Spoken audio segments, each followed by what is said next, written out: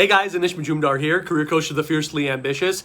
Back at you today with a video that I hope, especially if you're an introvert who hates to network, you should be having your notepad out because I hope to give you some real gold, okay?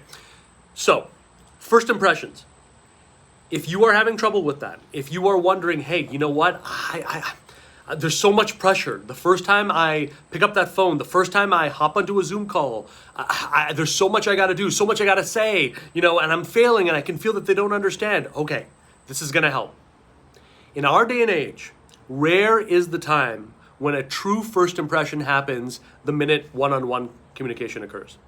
Right? In the old days, that's true. You'd set up a meeting, you'd have minimal contact, But these days, we've got a digital footprint. These days, people are looking you up on LinkedIn. There's all sorts of ways that you can control the first impression and improve your first impression before saying a word, before getting involved. And in fact, I would say you have to do it in our day and age.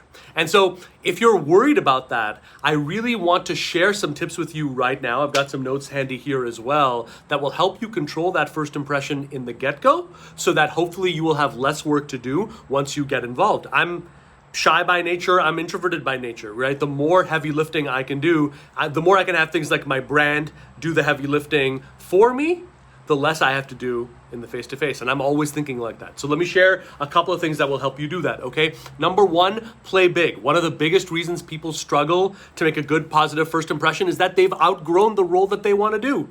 There was a time, I'm a career coach right now. I work in teaching people a system that is end-to-end in getting them completely out of the job search trap forever.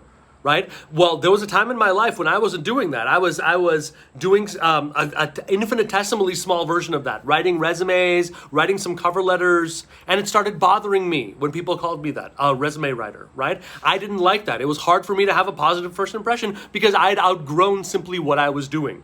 Are you in a similar situation? If you are railing about being called this or X or Y or A or B and C, ask yourself, maybe it's time to shoot big. Strategically up-leveling yourself forces all kinds of positive things to happen, both in your face-to-face, in your brand, and everything else. When you feel like, okay, now's my time. I'm not just like trying to earn it or waiting for a stupid piece of paper or a credential to tell me now's the time. No, I'm ready right now. I want to be a part of a Fortune 50 company right now. I want to have major bottom line authority for operations right now, right? If I do that, it's naturally going to force a different presentation. So up-leveling yourself, looking at people who have that aspirational target.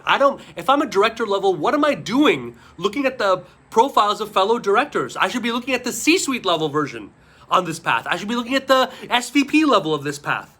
Right? And I should be modeling that in my profile. I should be modeling that in terms of what my elevator pitch is, in terms of what my recommendations are that I've received and what they're focusing on, in terms of what keywords are being integrated within my profile. Shoot high, okay? Shoot way higher than you are right now in terms of your brand, in terms of your pitch, in terms of your elevator pitch and all of that, okay? That will immediately help, okay? Number two, speak only to the ridiculously faithful.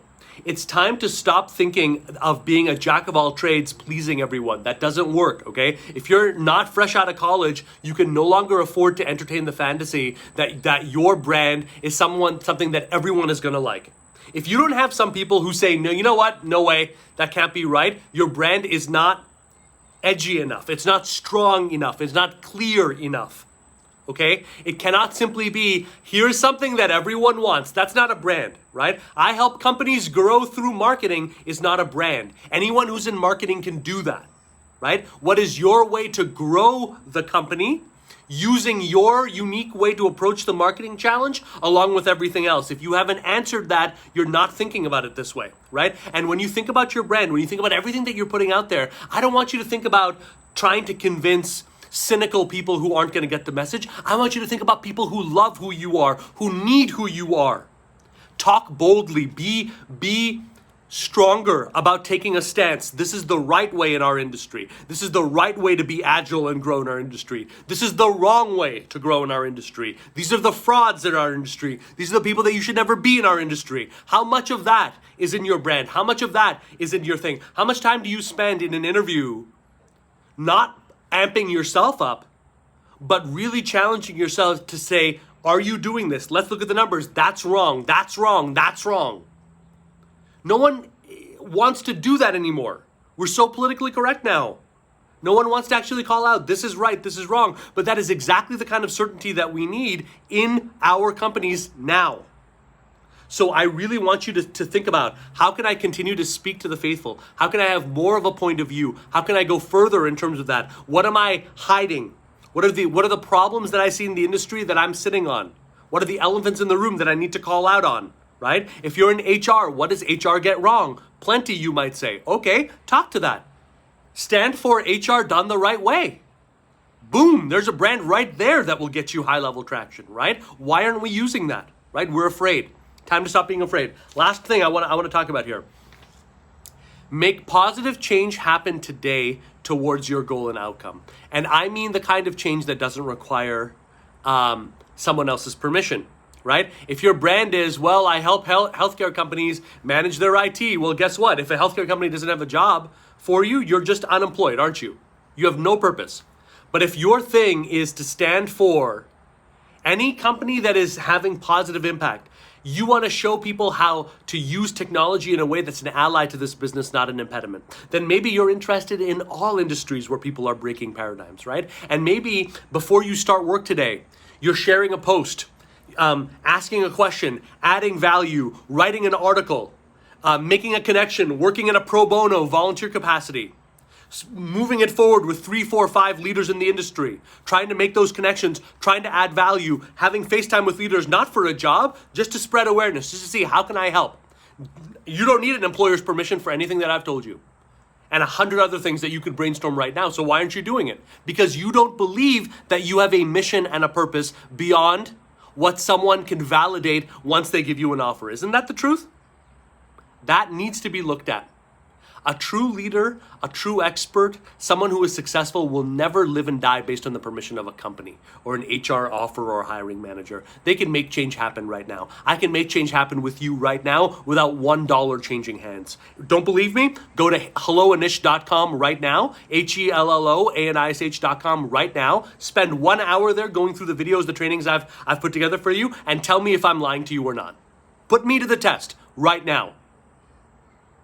And if you can go down that road, you've got something that will help you make a tremendously powerful first impression before you've said word one. If you start making this kind of change happen, playing big as a matter of course, which means that you're also honoring the other person in a larger sense, right? Speaking only to the ridiculously faithful, adding some edge, some power, some POV to your brand, what you stand for, your verbiage, right? Not being a people pleaser, right? Not being a sycophant. Right? Really standing for something, right? We trust people with a point of view right now. We don't trust people pleasers. We don't trust broad as it stands for individuals anymore, okay? And making positive change happen today, before asking for permission. All of these things will really stack on your authority, stack on your first impression, and allow you to make a better first impression no matter what you do on a speak-to-speak level, all right? I hope that's helpful to you guys. Talk soon.